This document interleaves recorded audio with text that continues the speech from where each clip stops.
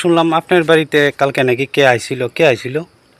ঘুমের থেকে মানুষ আইছিল, সরকারি আচ্ছা, কি কারণে আইছিল? আইছিল।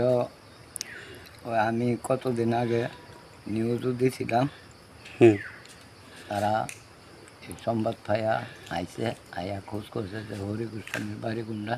হুম আমি বললাম যে এই বাড়ি ওই, হুম যে আপনার বলে নাতি আছে একজন, তার মা মরা, যে আমরা আপনি তারে নিলে আপনি দিবেননি।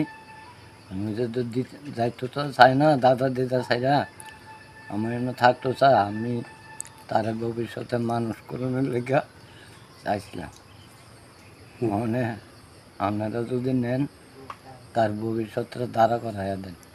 হুম আমরা এটাই চাইতেছি, তার যেমন ভবিষ্যতে মানুষ হয়ে আইয়ে। তো কালকে কি লয়ে গেছে? হ, কি কইবেন এখন শুনিয়া?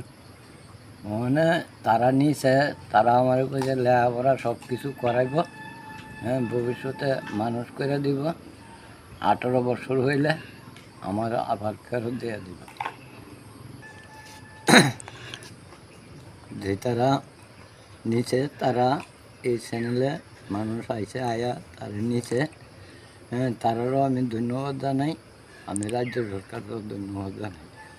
আমার নাতি যেমন মানুষ হয়ে আয়ে। আপনি কি কাজ করেন এমনিতে? আমি টুকটাক কাজ করি, এখন তো আর কাজ করতাম পারি না। আপনার বয়স কত চলে এখন? 72। আপনার নাম?